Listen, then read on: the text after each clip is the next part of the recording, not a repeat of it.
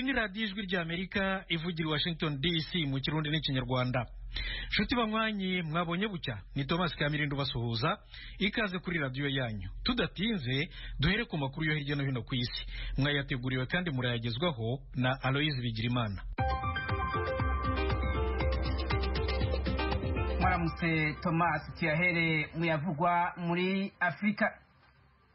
Abayisilamisi ba Boko Haram barishe abasirikare batanu ba Cameroon hamwe n'umusivili umwe mu gitero bagavye mu buraruko bw'ico gihugu nk'uko umushikiranganje w'ubutungane yabishikirije ejo ku munsi wa kabiri. Iki gitero cabaye ku munsi wa mbere mu ijoro hafi y'urubibe na Nigeria, aho uwo muhari wa Boko Haram ufise ibirindiro. Abasirikare batatu hamwe n'umusivili umwe barakomerekeye muri ico gitero. Abarwanyi ba Boko Haram barisha abasirikare ba Cameroon 8 ku munsi wa gatandatu mu gisagara ca Sagme kiri ku birometero bike uva ku rubibe na Nigeria.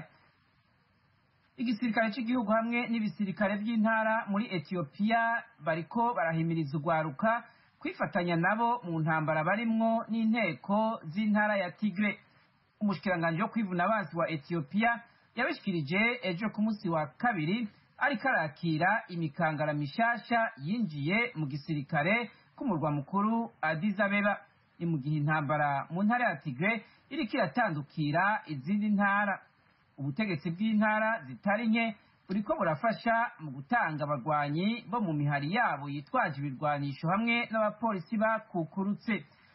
Ishirahamwe mpuzamakungu ni hamwe n'ayandi mashirahamwe mpuzamakungu aharanira agateka ka muntu baragabishije ko iyo ntambara yahungabanije agateka ka kiremwa muntu kandi ko mu gihe vyokwira hose yotuma ibintu bitoroha.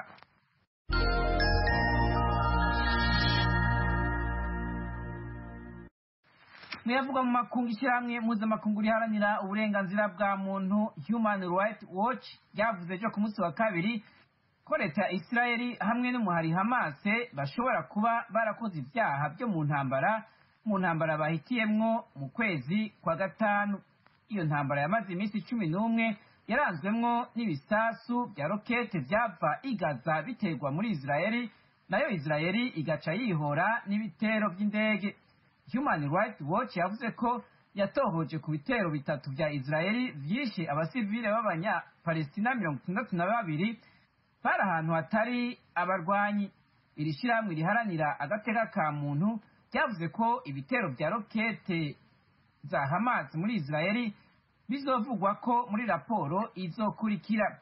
Human Rights Watch ivuga ko ibitero vya Israeli na Hamas bitisunze amategeko yo mu ntambara kandi bishobora gushigwa mu byaha vyo mu ntambara. Ishirahamwe mpuzamakungu ONU ryasavye ejo ku munsi wa kabiri ko amashuri yose yugawe ku bw'ikiza c'umugera wa corona yugururwa mu maguru masha. Ikigega ca ONU cita ku bibondo UNICEF kigereranya ko indero y'abana barenga imiliyoni 600 yatitutse. James Elder, umuvugizi wa UNICEF, yavuze ko amashuri yari kuba mu byugarwa ubwa nyuma kandi akugururwa imbere y'ibindi byose nk'amazu y'uburiro n'ubunywero. Yongeye avuga ko gusubira kugurura amashuri bidakwiye kurindira kw'abigisha n'abanyeshuri bacandagwa. Tukivuga kuri iki kiza, ikigo ca Amerika gishinzwe kugenzura no gukinga ingwara CDC gisaba abantu bacandazwe mu bice bimwe vya Amerika kwambara udufukamunwa mu gihe bari mu makoraniro y'ahantu hugaye. Ibi bihindura ingingo ico kigo cari carafashe haraheze amezi 2. Ico kigo CDC kandi gisaba abigisha, abanyeshuri hamwe n'abakozi kwambara udufukamunwa bari mu masomero hatisunzwe nimba baracandazwe canke batacandazwe. Ingingo yo kwambara udufukamunwa ifashwe hisunzwe igwirirana rya bashasha banduye COVID-19 mu bice bimwe bimwe vya Amerika, ahari ibitigiri bike by'abamaze kwicandagisha. Mu kwezi kwa gatanu ikigo CDC cyavuze ko abantu bafashe incanco zose bidakenewe ko bambara udufukamunwa.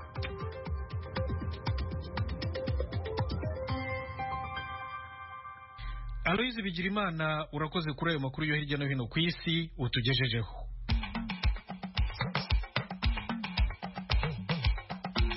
nshuti zacu mukomeje kumva radiyo ijwi rya Amerika ivugira Washington DC mu kirundi n'ikinyarwanda.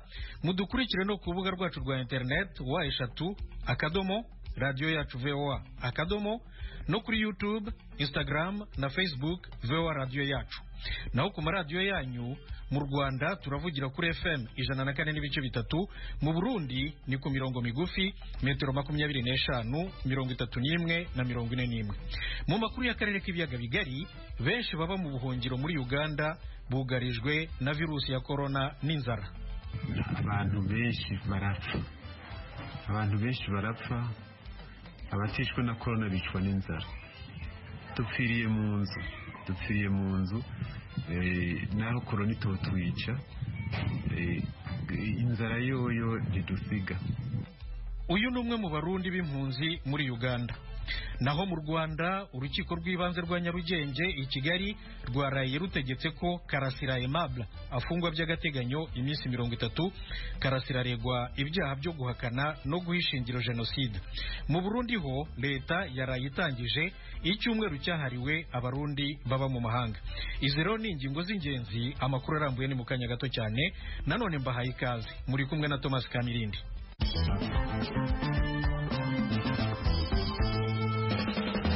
Amakuru yo mu biyaga bigari tuyahere mu Rwanda. Urukiko rw'ibanze rwa Nyarugenge i Kigali ejo rwategetse ko impirimbanyi Aimable Karasira uzaramba afungwa ukwezi by'agateganyo mu gihe anketi zigikomeza. Rwavuze ko hari impamvu zikomeye zerekana ko akekwaho ibyaha aregwa byo guhakana no guhishingiro jenoside. Ni inkuru ya mugenzi wacu Eric Bagiruwubusa. Muri iki cyemezo gifunga by'agateganyo bwa Aimable Karasira uzaramba, umucamanza abanza kwibutsa imiterere y'ikirego ndetse n'uko imiburanire yagenze ku mpande zombi. Ku cyaha cyo guhakana jenoside, urukiko rwibutsa ko ubushinjacyaha buvuga ko impamvu zikomeye zituma gikekwa ari uko Karasira yavuze amagambo ahakana jenoside yakorewe Abatutsi, aho yagoretse ukuri kuri jenoside avuga ko ihanurwa ry'indege yarimo Perezida Juvenal Habyarimana ariyo yabaye imbarutso ya jenoside. Ku cyaha cyo guhishingiro jenoside, ubushinjacyaha buvuga ko yemeje ko jenoside yabaye yari ifite ishingiro kuko leta ya Habyarimana yayikoze yirwanaho. Ku cyaha cyo gukurura amacakubiri, aregwa ko yavuze ko Umugabekazi Kanjogera yahagurukiraga ku mpinja kandi ko kuri uyu munsi amateka nk'ayo ntaho bayigisha. Ubushinjacyaha bunamurega ko yavuze ko Abatutsi bahunze muri 59 banze kwambarira ubucocera aho bambariye inkindi. Ni mu gihe ku cyaha cyo kudasobanura inkomoko y'umutungo, ubushinjacyaha bumuregesha akayabo k'amafaranga n'amadevizi bamusanganye habiwe ndetse no ku makonti atandukanye, bukavuga ko atashoboye gusobanura imvano yayo. Uregwa ahakana ibyaha byose uko byakabaye, avuga ko ku cyaha cyo guhakana no guhishingiro jenoside ndetse n'icyaha cyo gukurura amacakubiri mu Banyarwanda amagambo yavuze atayamenya ngo kuko yayavugaga nta miti aheruka gufata kubera uburwayi bw'agahinda gakabije. Naho ku cyaha cyo kudasobanura inkomoko y'umutungo, avuga ko amafaranga bamusanganye akomoka mu bihangano bye no mu nshuti n'abavandimwe bamukurikira ku mbuga nkoranyambaga. Hari n'amafaranga avuga ko yayishyurwaga mu biganiro bye by'umuyoboro wa YouTube, ayo yakuye muri Suwede yaragiye kwiga n'ayakomora ku bukode bw'inzu y'umuryango we. Karasira kandi anavuga ko hari amafaranga yahabwaga nabo mu butasi bwa gisirikare bamusaba kwibasira batavuga rumwe n'ubutegetsi buriho mu Rwanda. Abamwunganira mu mategeko Gatera Gashabana na mugenzi we Vode Kayitana bavuga ko inkomoko y'imitungo ya Karasira yose igaragara kandi ko andi magambo yavuganye n'ibitangazamakuru biboneka ko yari atameze neza.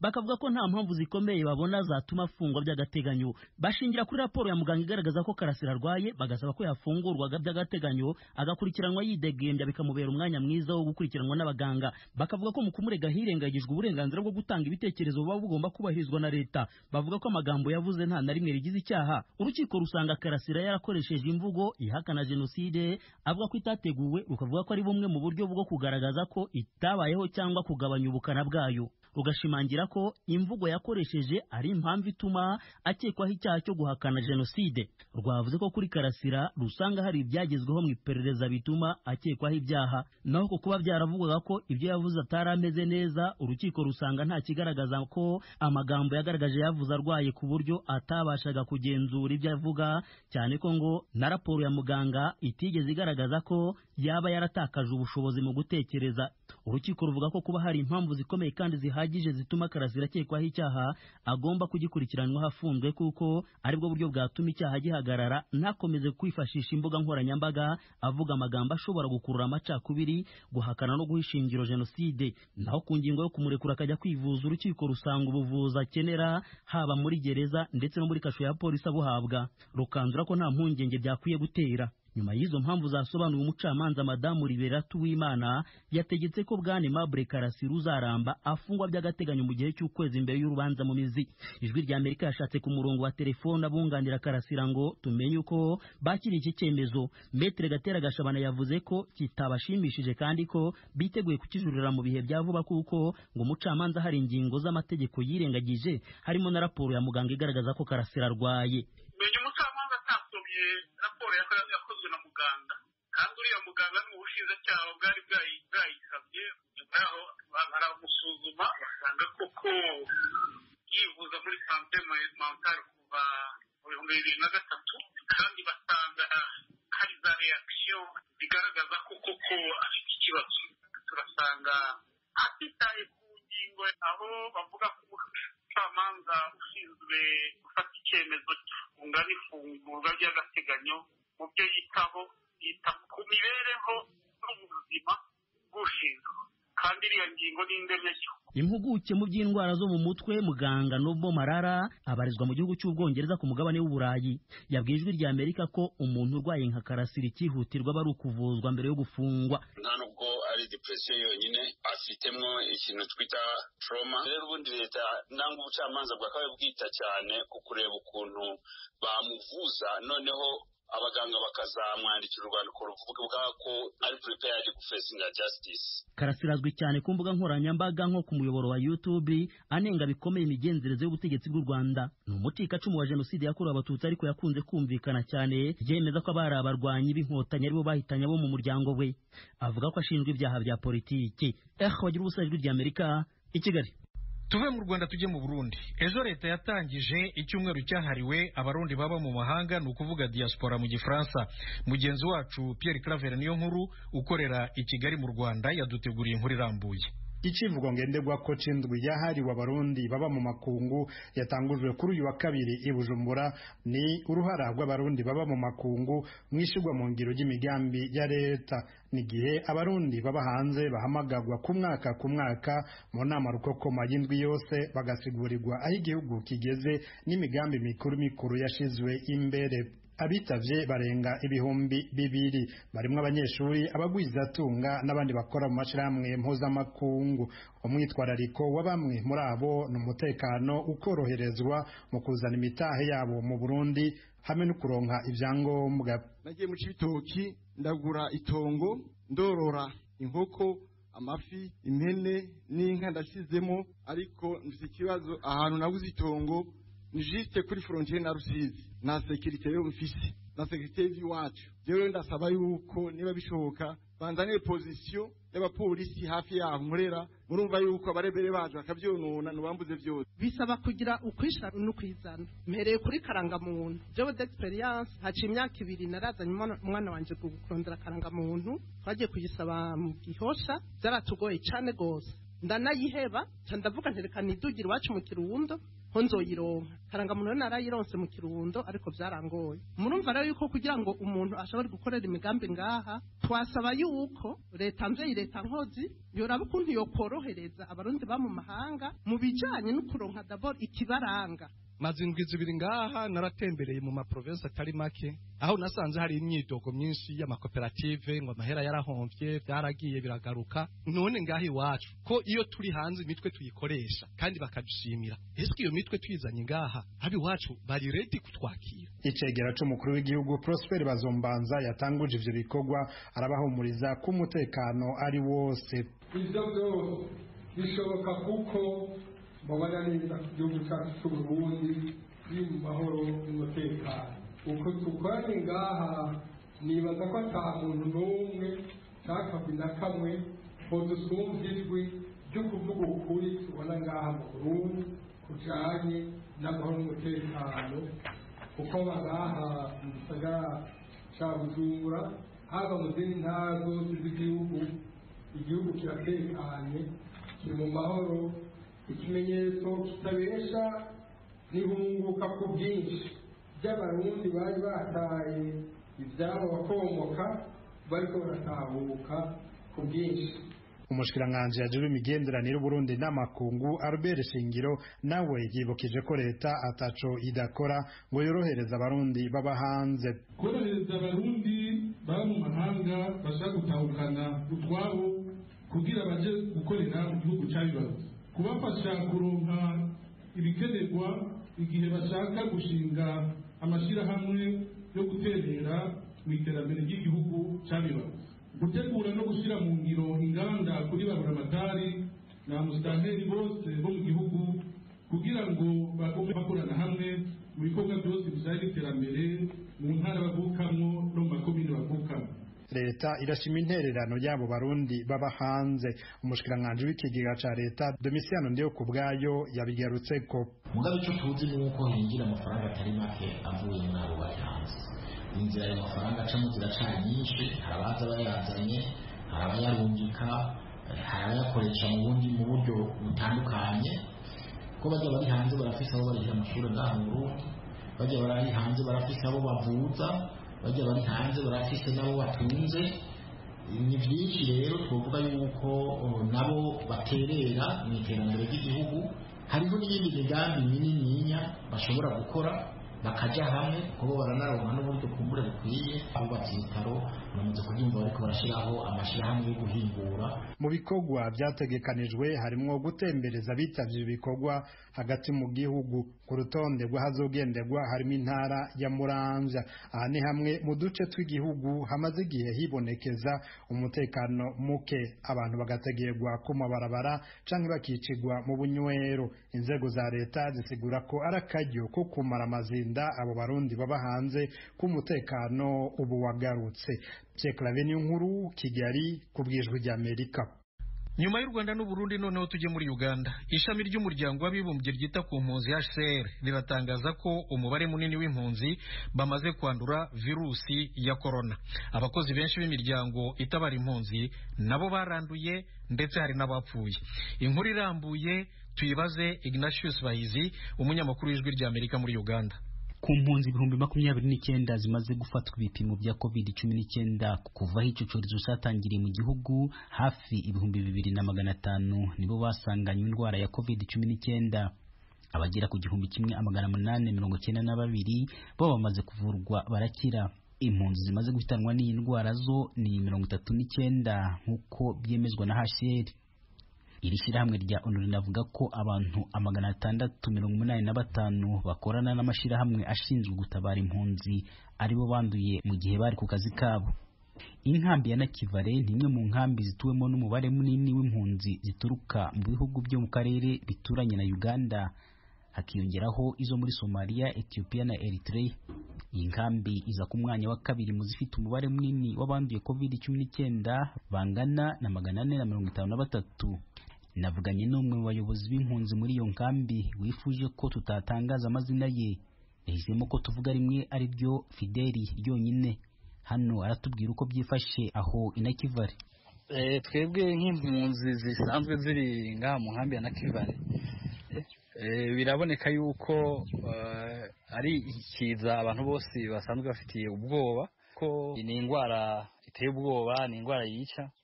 Hanyuma kubyerekeye ingingo ziba zafashwe na leta zo kuguma mu rugo, twovuga yuko benshi ubuvuzi burahagarara, inzara ikaba nyinshi mu bantu, ariko uko biri kose tugira duti nta kundi, kuko leta iba yafashe ingingo kugira ngo ikingire abanyagihugu. Nta kundi vyogenda, kuko dutegerezwa kwirinda, dutegerezwa kurondera ingene ico kiza corangira. Muri iyi minsi kandi muri iyo nkambi ya Nakivale haravugwa ikibazo cy'imibereho mibi ku mpunzi zituyemo, byatewe ahanini n'amabwiriza yo kwirinda COVID-19 yatumye imirimo yose yazitungaga ihagarara. Urabona hari abantu baba basanzwe bisumamwo, babanjije kubonana n'abandi nk'abamotari, nk'abantu bafite imiduga bunguruza abantu, ugasanga hariho n'abandi bahora baba bicaye ahantu bategerezwa kuronderera mu bantu. ariko iyo ibintu byinshi byugaye murumva yuko n'inzara iba nyinshi na cyane ku mpunzi zisanzwe zifite ibibazo by'uburyo ku byerekeye kubaho biragorana cyane. Indi raporo iheruka ya HCR yasohowe mu kwezi gushize igaragaza ko hari impunzi zimwe ziyahuye kubera ingaruka zatewe n'icyorezo cya COVID-19 zirimo kubura ibyo kurya hamwe n'ihohoterwa rishingiye ku gitsina. Iyo raporo ivuga ko umubare munini w'abiyahuye wari uw'abategarugori. Iyo raporo kandi nanone ivuga ko benshi muri izo mpunzi z'abagore zishoye mu bikorwa by'ubusambanyi, abandi ugasanga bashingira abana babo bakiri bato kugira ngo babone icyo kurya. HCR ivuga ko umubare w'impunzi zimaze kwiyahura muri uyu mwaka kubera ingaruka z'icyorezo cya COVID-19 uruta uwiziyahuye mu gihe nk'iki umwaka ushize. Ahandi havugwa impunzi zanduye COVID-19 ni mu murwa mukuru Kampala, ahatuye impunzi zigera ku 60,000. Muri izo izigera ku 270 zanduye COVID-19 nk'uko bigaragazwa na raporo ya HCR. Uyu wavuganye n'ijwi rya Amerika aratubwira uko byifashe mu miryango yabo. Abantu benshi barapfa, abatishwe na corona bicwa n'inzara.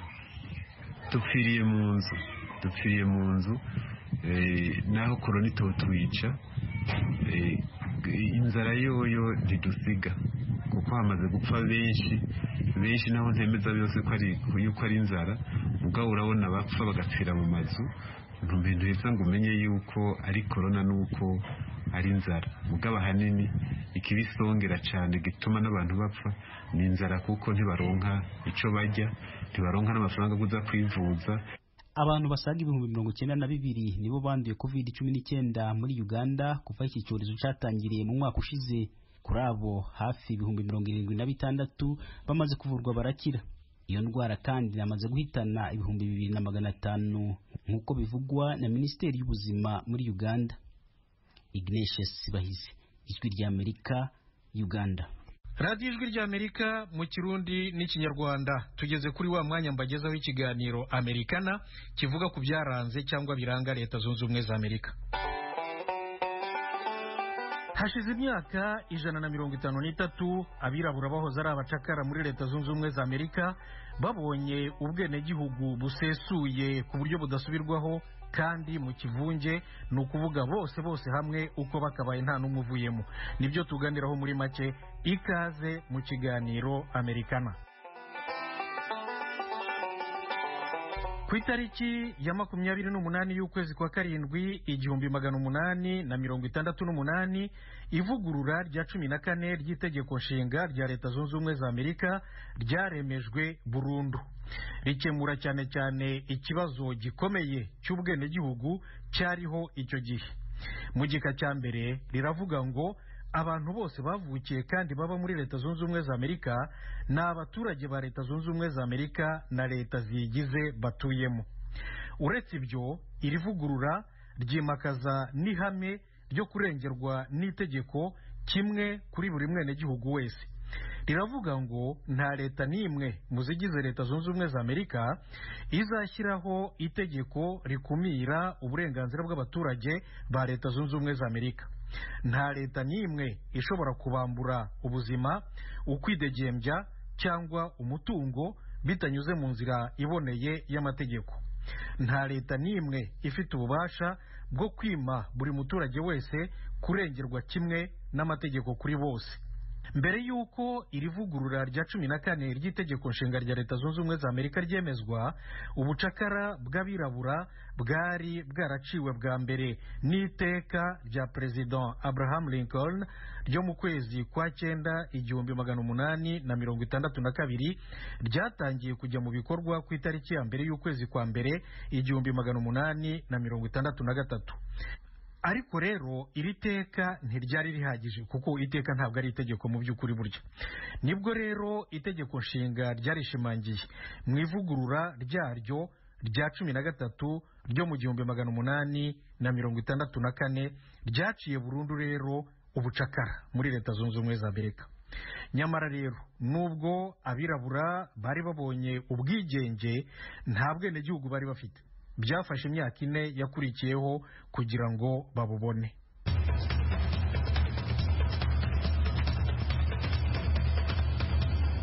ijwi rya Amerika. Mu gihe ubucakara bwacikaga burundu, abazungu barimo n'abayobozi ba Leta Zunze Ubumwe za Amerika ubwabo bari bamaze igihe bari mu ihurizo riremereye cyane ryo kumenya niba abirabura bavaga mu bucakara baragombaga kuguma mu gihugu cyangwa niba baragombaga koherezwa gutura no kuba burundu ahandi mu mahanga. Kuguma mu gihugu muri Leta Zunze Ubumwe za Amerika byari biteye ikibazo cyane. Abazungu ntibiyumvisha gukuntu babana n'abantu bahoze ari abacakara babo. Abari bafite abacakara bumvaga ko abagendaga babuvamo bashoboraga gushishikariza no gufasha abacakara gutoroka cyangwa kwivumbagatanya. Kandi abirabura bavaga mu bucakara bagendaga biyongera buri gihe bitewe ahanini n'ibitekerezo bya revolution muri rusange n'imiryango yaharaniraga guca ubucakara. Urugero, nk'uko abahanga mu by'amateka babyemeza, guhera mu 1790 kugera mu 1810, ni ukuvuga mu gihe cy'imyaka 20 yonyine gusa, umubare w'abirabura bavuye mu bucakara muri Leta Zunze Ubumwe za Amerika wikubye inshuro zirenga 3, uva ku bihumbi 50 ugera ku bihumbi 186. Kubohereza mu mahanga yego, ariko se hehe? Nk'uko twabikozeho ikiganiro Amerikana ku itariki ya 14 y'ukwa munani mu 2019, amezi 3 mbere y'uko aca iteka rikuraho ubucakara, President Abraham Lincoln yakoze agashya katari karigeze kabaho mu mateka ya Amerika. Koko rero ku itariki ya 14 y'ukwa munani 1862 yatumiye muri Maison Blanche abari bahagarariye abirabura bavaga mu bucakara.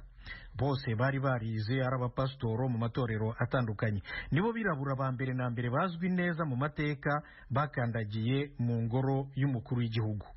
Lincoln yashakaga ko baganira ku gitekerezo cyo kohereza abirabura bavaga mu bucakara mu bindi bihugu byo mu mahanga guturayo burundu no gushingayo za koloni. Mu bihugu yababwiye harimo icyaje kuba Liberia muri Afurika, Haiti mu birwa bya Caraïbes na Panama muri Amerika y'Epfo. Twihuse kugira ngo duhine amagambo, Liberia niyo yaje gutoranywa.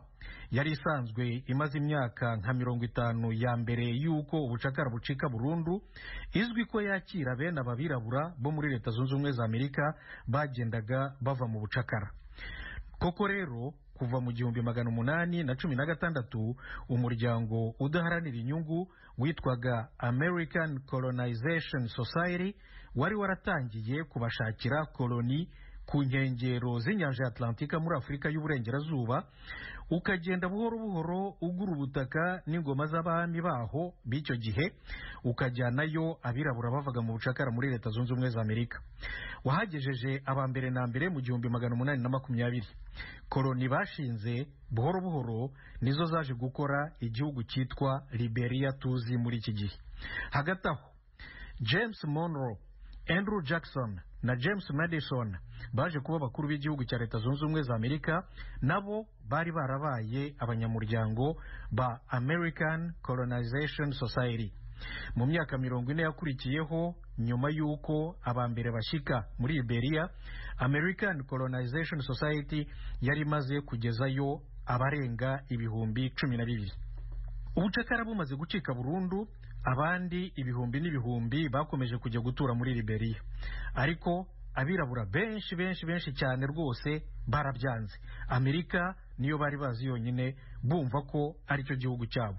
Nibo rero itegeko nshinga ryahaye burundu bidasubirwaho kandi mu kivunge bose hamwe ubwenegihugu bwa Leta Zunze Ubumwe za Amerika ku itariki ya 28 y'ukwa karindwi 1868. Nshuti zacu, ikiganiro Amerikana cy'uyu munsi nta gihumurije. Mbashimiye cyane rwose ko mwagikurikiye. Mwari kumwe na Thomas Kamirindi. Murakarama. Iyi ni radiyo ijwi ry'Amerika ivugira Washington DC mu Kirundi n'Ikinyarwanda. Nshuti zacu, aha rero niho ganiro n'amakuru byo muri aka kanya bihumurije. Ndabashimiye cyane. Mugire umunsi mwiza, umunsi w'ibyishimo. Murakarama.